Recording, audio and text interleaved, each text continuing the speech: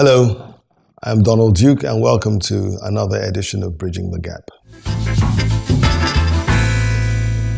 First of all, condition your mind to accepting that there will be setbacks one way or the other. And this is very important.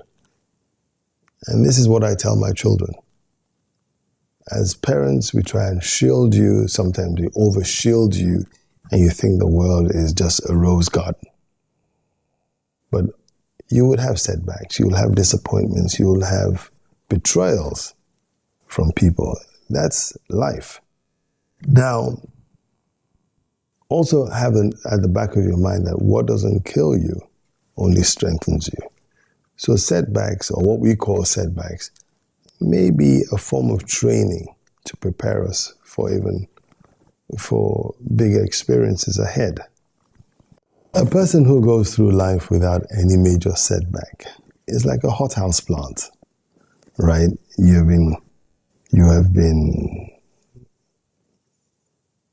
tenured in this greenhouse, in a controlled environment. We know the wind, we know the amount of sunlight. The moment you take out that person and put him in real life, like any hothouse plant, and now has to deal with storms and rain and all that, they'll crash, they'll collapse. So you've got to take them in equal measure.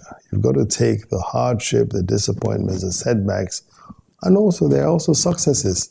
So your life can't be all that of success. You know, recently I was watching the Liverpool-Real Madrid match. And I came out with an interesting observation. I may be wrong, but it was an observation. Cristiano Ronaldo didn't score a goal. And I think he was sulking that he did not score a goal, because he usually scores goals in every match. The matchmaker was Gareth Bale.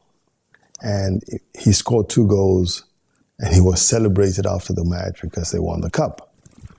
Ronaldo did not score any goal. He tried as hard as he could, but he could not score the goal. So he was not used to not having the attention, right, that he usually has.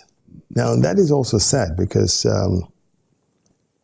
in the evening of his career, he will find that there are newer and better players, and he's not as effective as he was when he was at its peak.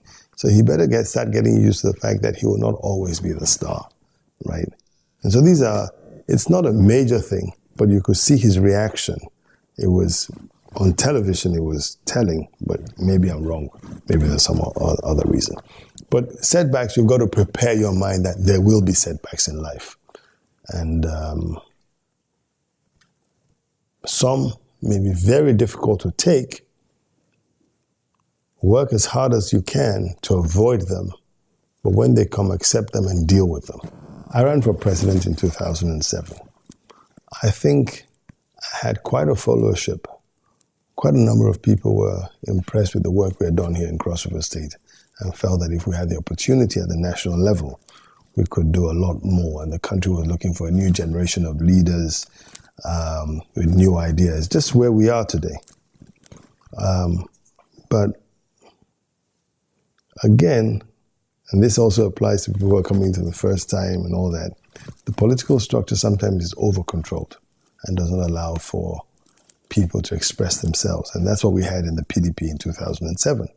You had a leadership that was determined to impose its successor.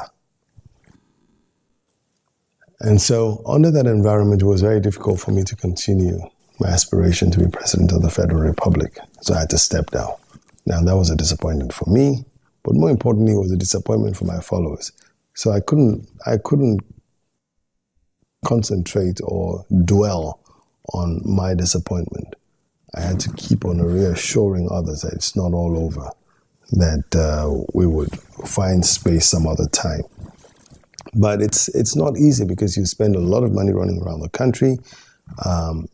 People's hopes are high, that if you were the person, apart from their personal well-being being catered for, but they feel that you're the man who can make the difference. So that was a major disappointment. Have I gotten over it? Yes and no. Yes, over the last 10 years since then, I've seen avoidable pitfalls that we fell into. So, did I get over it?